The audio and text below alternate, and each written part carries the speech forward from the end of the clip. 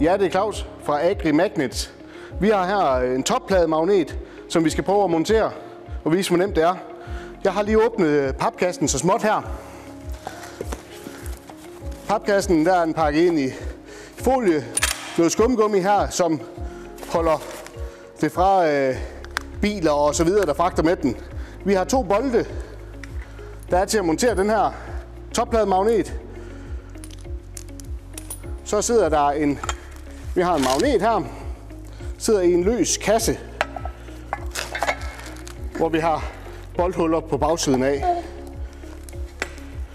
Så det hele det skal bare sidde sammen, således magneten i kassen, boltene i fra bagsiden igennem sneglen deroppe, når vi kommer op i fuldforvognen. Her står vi med topplademagneten inde i vognen. Når du håndterer magneten her inde i vognen, skal du sørge for, at magnetfeltet peger væk fra de tunge jerndele af, så du ikke får fingre og så videre i klemmen. Det er meget vigtigt lige at være koncentreret om det her, når du monterer den. Vi har her 2 bolde, vi har med udefra. Vi skal montere igennem de her 2 huller, vi har her fra bagsiden af. Magneten skal op og hænge her foran, og så skal den være plan med toppen. Vi prøver til.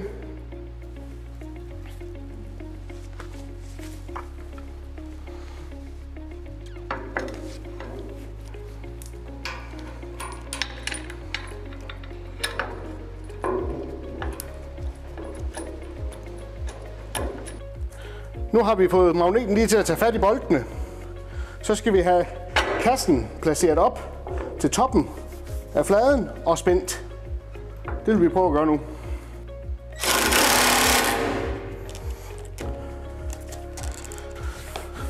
Således har vi en magnet, der er monteret.